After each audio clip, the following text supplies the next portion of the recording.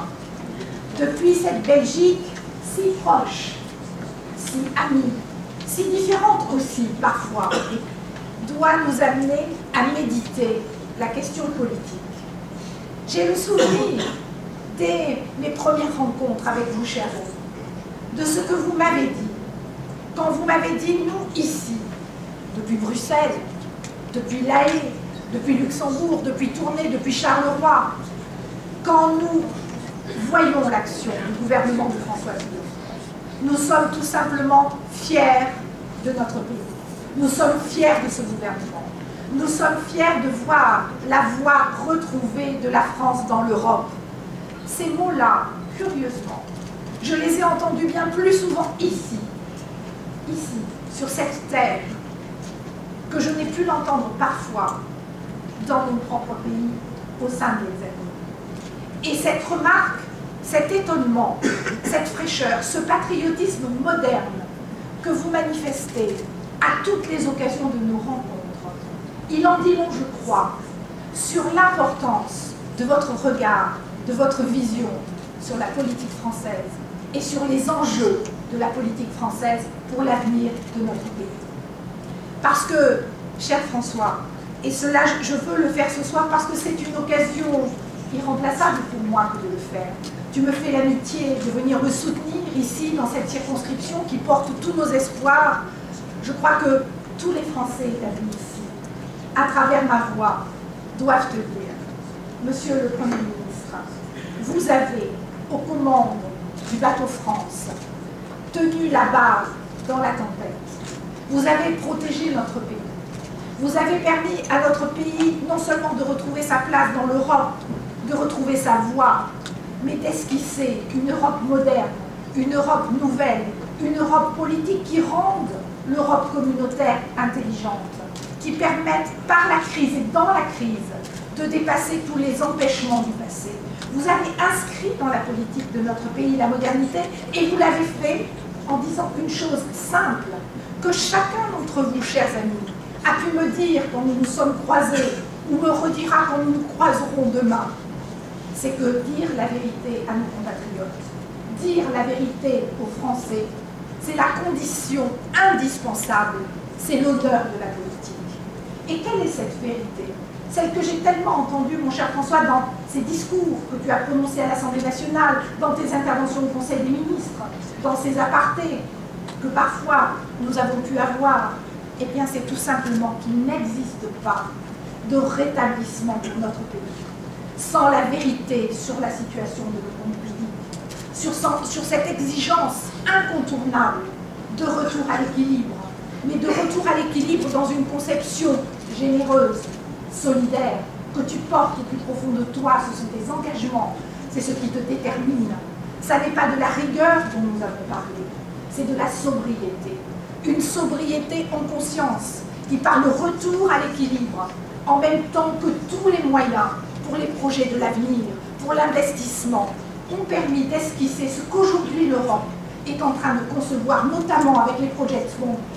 Et quand j'entends le discours socialiste, qui prétend mutualiser la dette, et qui, comme le sorcier de la pluie, fait la danse à la croissance, qui pourrait revenir tout simplement parce que par un jeu de tribune, on en aurait décidé.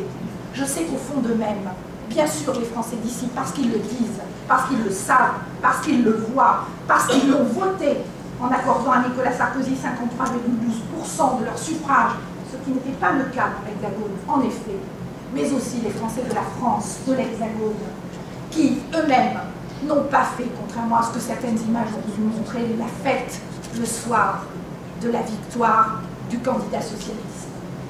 Les Français de la rue de Solferino, sans doute, l'ont fait. Alain Destex l'a évoqué, place de la Bastille, il y a eu une fête, une fiesta. Mais au fond d'eux, les Français sont graves, les Français sont inquiets, les Français savent que ça n'est pas en claquant dans les doigts que la croissance revient, qu'il ne suffit pas de dire croissance et de le répéter en boucle pour que les entreprises deviennent compétitives.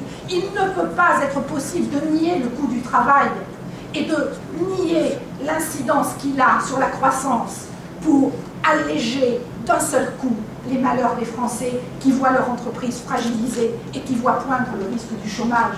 Il ne suffit pas d'avoir topé avec des organisations syndicales, avec des partis extrêmes, de la gauche extrême, qui ont voulu passer des accords électoraux pour se créer cette coalition dont on sait qu'elle est ingouvernable. Il y a un peu de danger pour monter sur certaines élections. Mais je trouve les Français savent au plus profond d'eux-mêmes, au plus profond de leurs convictions, que la vérité s'impose et que la vérité s'imposera. C'est dans ce contexte, c'est dans ces conditions que l'élection législative se prépare. C'est dans ces conditions que nous devons, chers amis, dans cette circonscription qui a accordé ses suffrages majoritairement à Nicolas Sarkozy, poursuivre le combat. Parce que le combat, cela a été dit il y a un instant par Jérémy Michel, mon suppléant qui fait un travail remarquable, un travail de rassemblement, un travail d'unité dans notre famille politique, unité sans laquelle nous ne pouvons rien construire, chers amis. Il faut savoir, il faut se dire que c'est dès aujourd'hui, dès le début du vote électronique, que se construit la victoire pour demain. Et cette victoire, ce n'est pas la victoire d'une femme, ce n'est pas la victoire d'une candidate, c'est la victoire de nos idées, c'est la victoire d'un équilibre, c'est la victoire de la chance pour que cette vérité demain s'impose de nouveau dans notre pays, car nous en avons besoin. Je suis allée à la rencontre de nos compatriotes. Je suis allée vous écouter, chers amis. Je sais ce qui vous rassemble. Je sais ce que vous avez en commun. Ce que vous avez en commun, c'est un patriotisme moderne, un patriotisme éclairé. Et ce que vous avez en commun, c'est d'avoir un jour fait le choix de porter un projet, le projet de votre vie, qui vous a amené à passer la frontière. Parfois c'est le mariage, parfois c'est le projet professionnel, parfois c'est une mobilité, parfois c'est un choix d'études, parfois c'est une nécessité transfrontalière, parfois c'est une histoire de vie qui vous a conduit sur ces terres de Belgique, du Grand-Duché du Luxembourg et des Pays-Bas. Vous êtes autonome, vous n'attendez pas de l'État tout-puissant qu'il vienne vous prendre par la main. Vous attendez de la visibilité, vous attendez de la constance, vous attendez que l'État considère que vous êtes une chance pour la France. Vous voulez être entendu de la France, vous voulez que dans la loi nationale, votre voix porte. Vous voulez des responsables politiques qui par l'écoute, qui par la compréhension, qui par la proximité de ce que vous portez et de ce patriotisme moderne que j'exprime devant vous et que vous m'avez si bien exprimé vous-même quand je suis allée à votre rencontre, triomphe dans cette élection législative dont nous avons tellement besoin. Alors, chers amis, les délais sont extrêmement courts. Et je crois que nous avons tout simplement à avoir en tête que 10 jours pour convaincre, c'est peu.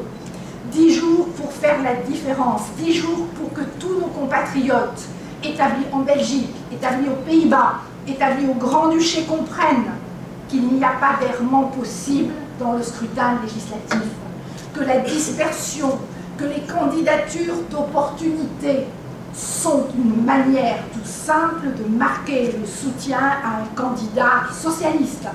La seule solution, encore et toujours, c'est la cohérence du vote, c'est le rassemblement. Vous avez exprimé votre confiance à 53,12% à Nicolas Sarkozy.